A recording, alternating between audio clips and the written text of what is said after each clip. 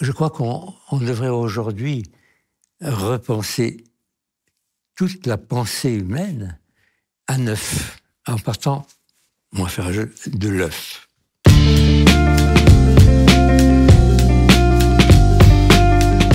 Bonjour Serge Rezvani. Bonjour Isabelle. Très heureuse de vous accueillir ici à la SCAM. Vous avez reçu très récemment le prix Marguerite Yourcenar, qui est un prix de la commission de l'écrit de la SCAM, pour l'ensemble de votre œuvre. Ça me fait très plaisir parce que, surtout que ce prix est décerné par des écrivains. Donc ça, je suis très ému qu'ils aient pris le temps de me lire, d'abord, et puis c'est une sorte de reconnaissance à tous les points de vue. Oui, des pairs. Mais je pense que les prix, il y a trop de perdants. Il y a trop de perdants. J'ai toujours cette impression que de distinguer quelqu'un, c'est quand même mettre de l'ombre sur tous les autres. Justement, ce qui est intéressant dans ce prix Marguerite Yourcenar, c'est que ça récompense l'ensemble de l'œuvre. Oui, bien sûr. C'est plus l'œuvre. Oui. Bien sûr, il y a une personne derrière, mais non, c'est juste. Je trouve que là, c'est juste. Oui, d'abord, c'est vrai que la commission de l'écrit est composée de 10 écrivains. Sur l'œuvre, il faut avoir mis une vie. Voilà, il faut avoir quand même une vie entière derrière soi. Non, je parle. Il y a moins de perdants. Ils ont le temps de la faire, leur Exactement. Peut-être d'arriver. D'ailleurs, vous êtes notre plus jeune lauréat. Voilà. Parmi les nombreux romans que vous avez écrits, il y en a un qui est particulièrement cher à mon cœur et qui a pour titre La traversée des monts Noirs. Ce livre, qui se passe en Russie, se déroule pendant un symposium d'ornithologie, et plusieurs personnages, les personnages principaux, se réunissent. Bon, c'est une histoire complexe qui brasse de nombreux sujets très graves d'ailleurs, et ces personnages évoluent. Mais je pense que les personnages secondaires, j'allais dire secondaires, mais centraux en réalité, de ce livre, ce sont les oiseaux. Et j'aurais voulu savoir quelle importance avaient dans votre vie d'écrivain les oiseaux et leur chant. D'abord, disons, pour le chant des oiseaux, il ne faut jamais oublier que ce sont des moyens de marquer leur territoire, et ce n'est pas si beau que ça. Ils ne savent pas qu'ils font du beau. C'est nous qui interprétons. En fait, c'est très belliqueux. Ils marquent leur territoire comme les mammifères le marquent avec leurs excréments. Donc il faut revenir vraiment à ce fondamental, vraiment, de la violence de la nature. Et c'est là où les oiseaux, c'est un miracle de poésie, parce que ce sont des lézards qui rampaient sur le ventre et qui ont inventé le vol. C'est quelque chose de sublime. C'est vrai que ce sont les survivants des dinosaures. Mais justement, à propos du vol, dans votre livre, La traversée des monts Noirs, cette idée de l'envol est très importante. Il y a vraiment... Vous savez, d'un coup d'aile, il y a certains oiseaux qui font le tour de la Terre. Oui, il y a aussi la migration. Parce qu'en fait, tous ces oiseaux qui sont étudiés par ces ornithologues sont tous des oiseaux migrateurs. Oui, mais comme c'est en Russie, ils ont fabriqué un planétorium avec un ciel fictif et qui fait croire aux oiseaux qu'ils sont en Galilée ou ailleurs, parce que le ciel tourne et les oiseaux croient bouger en restant sur place. Ça, c'est une métaphore sur ce qui se passe en Russie, évidemment. Et c'est aussi une métaphore sur la littérature, puisque quand on se plonge dans un roman, absolument, bien sûr. On va partout où l'auteur nous emmène. Bien sûr. Quand même, pour revenir sur la migration, dans ce livre, même s'il se passe au cœur des monts Noirs et autour de ce planétarium, on voyage énormément. On va de Pologne en Israël, on revient on fait le tour de la Terre. On fait le tour de la Terre, comme ces oiseaux. Vous qui n'avez pas beaucoup voyagé, contrairement à ce qu'on pourrait croire, qu'est-ce que vous avez aimé dans la littérature comme justement moyen de voyage, d'évasion, de transport? Quand j'étais jeune, j'ai aimé Manfred, évidemment. J'ai aimé... je ne vais pas faire la liste des voyages. Même Jules Verne, quand on est gamin. Bien sûr, mais justement, c'est ça qui est très beau chez les écrivains, c'est qu'ils ne bougent pas et qu'ils voyagent énormément dans leur tête. Sauf Flaubert, qui a été jusqu'en haut des pyramides pour me laisser son nom. Les monts Noirs, c'est la Pologne, Israël, mais je parle de lieux où je n'ai jamais été. Et pourtant... Et tout le monde croit que j'ai beaucoup voyagé, en effet. Donc vous trompez votre monde. Mais finalement... ces oiseaux, dans ce livre, ils sont une métaphore d'énormément de choses, de du voyage, de la migration, mais aussi de cette programmation intérieure. C'est le grand mystère. Alors là, on ne sait pas très bien sur quoi ils se basent pour retrouver leur chemin. Et non, ce qui est extraordinaire, en 2 mots, c'est les coucous brillants. Allez, parlez-nous des coucous Quand brillants. ils pondent leurs œufs, ils les pondent dans le nid de quelqu'un d'autre, et ils s'en vont en Tasmanie. Donc ils font le tour de la Terre. Et quand les enfants, les bébés, naissent dans ce lit étranger, dès qu'ils peuvent s'envoler, ils rejoignent leurs parents en Tasmanie. Alors là, c'est vraiment extraordinaire. Non, il y a quelque chose d'extraordinaire chez les oiseaux. Mais dans ce livre, il y a plusieurs histoires d'oiseaux. Il y a le coucou brillant, mais il y a la fauvette babillarde, il y a la sterne. Et la métaphore. Voilà. Par rapport au peuple juif. Mais oui, alors c'est là où je voulais en venir. Il y a quand même ce nomadisme permanent de ces oiseaux qui, certes, peut-être sont programmés, mais passent leur temps à rejoindre des contrées lointaines.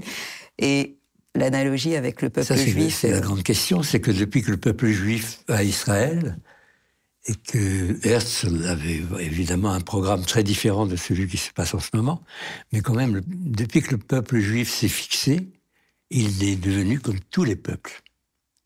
Par contre, certains Palestiniens qui sont des intellectuels sont devenus un peuple juif. Ils n'ont plus de chez eux, ils n'ont plus de nulle part.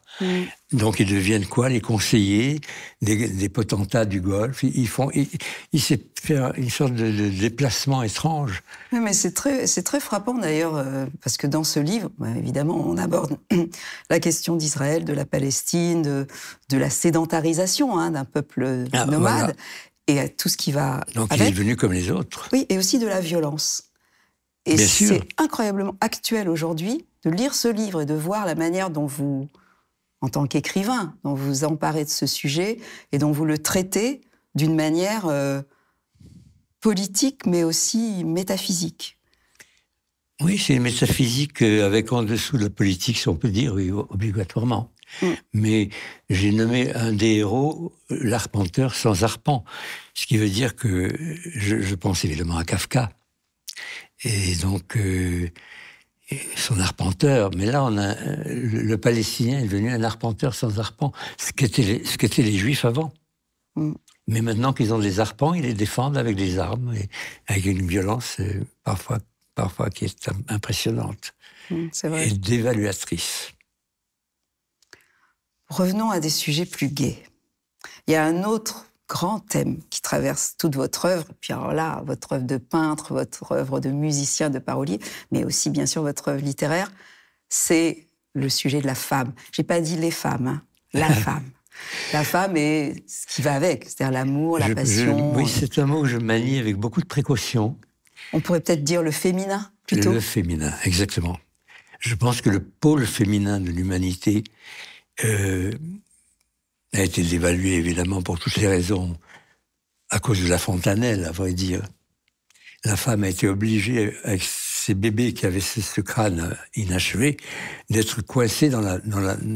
Mais c'est ça qui a fait la grandeur du féminin, et dont on parle très peu, et on n'en parle jamais, et moi je développe ça le plus possible, c'est que les femmes ont inventé le tissage, le tissu, avec tout ce que ça comporte. Ce qui veut dire l'apparence, elle a inventé l'humanité dans ses apparences. Parce que l'homme pouvait rester nu, l'humain. Nous avions tous les moyens de supporter les différences de climat. On ne s'est pas couvert. Pour résister au froid. On a donné une apparence à l'humanité qui est derrière le tissu. Et l'invention du tissu, c'est le drapeau. C'est le tissu. Et tout ce que représente le tissu, c'est toutes les guerres napoléoniennes. Le tissu a une importance colossale. Bon, la route de la soie, j'aurais aimé faire une encyclopédie. C'est ce que j'allais vous dire. Vous devriez écrire une encyclopédie du tissu. Absolument. Mais d'ailleurs, c'est frappant dans vos livres. Je pense aux années Lula, aussi la traversée des Monts Noirs, bien sûr, toujours. Il y a toujours un personnage féminin qui est une sorte de pivot, de centre autour duquel tout tourbillonne, si je puis dire. Oui, alors là, c'est presque une métaphore de la danse. Je crois qu'on devrait aujourd'hui repenser toute la pensée humaine à neuf, en partant, on va faire un jeu, de l'œuf. En partant de l'œuf ou en partant d'un autre endroit géographique qui vous est cher, qui est le bassin méditerranéen, Ah, ça, la évidemment. Méditerranée. Évidemment. Où tout commence quand même. Mais évidemment, c'est un ventre. C'est un ventre. Tout commence Et puis, en Méditerranée. Ce qui est extraordinaire avec le bassin par rapport au féminin, c'est qu'il a imposé une sorte d'immobilité, et la pensée ne peut se développer que dans l'immobile.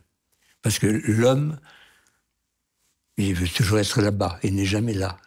Oui. La femme a été obligée, parlons encore de La Fontanelle, obligée d'être ici, obligée donc d'inventer le tissage, de réfléchir, dans l'Odyssée, d'avoir des états d'âme.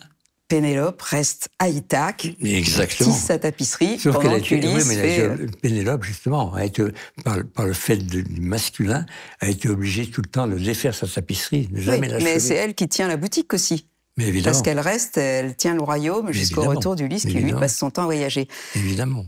Et ça a une importance très grande, à la fois dans votre œuvre, mais dans votre vie aussi. 50 ans à la Béate, tout près de l'immobilité. Voilà, à l'immobilité, mais aussi Absolument. Venise, la Corse où vous avez vécu.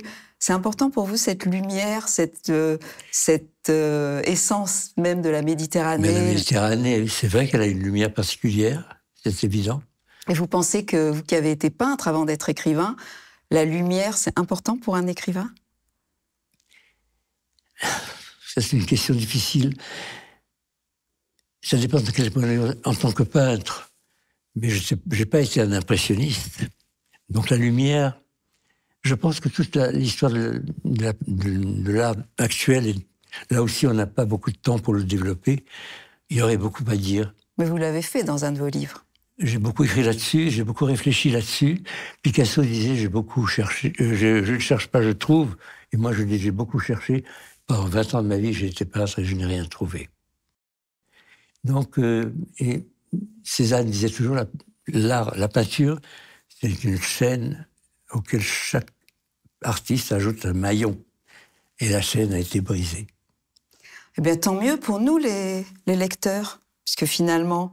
tant mieux pour moi. Dans votre œuvre, que ce soit dans vos romans ou dans vos essais, et même dans votre vie en général, parce que vous avez une vie d'une extrême liberté. Ah oui. La liberté, c'est vraiment ce qui semble être le fil conducteur, à la fois de votre œuvre et de votre vie. Est-ce que la littérature a été un vecteur de liberté, un moyen de liberté le plus important ? La liberté, je me demande si ce n'est pas un souhait et qu'il est très difficile de la rejoindre. Par exemple, dans Les Monts Noirs, dans la traversée des Monts Noirs, on voit bien à quel point les personnages principaux, et même les oiseaux, sont contraints par une sorte de destinée intérieure. Je ne sais pas comment on pourrait... En réalité, ils ne sont pas libres. Mais vous parlez des oiseaux. En fait, la liberté, c'est la fuite. Parce que dès l'enfance, on vous canalise, il faut penser comme ça, les religions sont faites pour ça. Bref.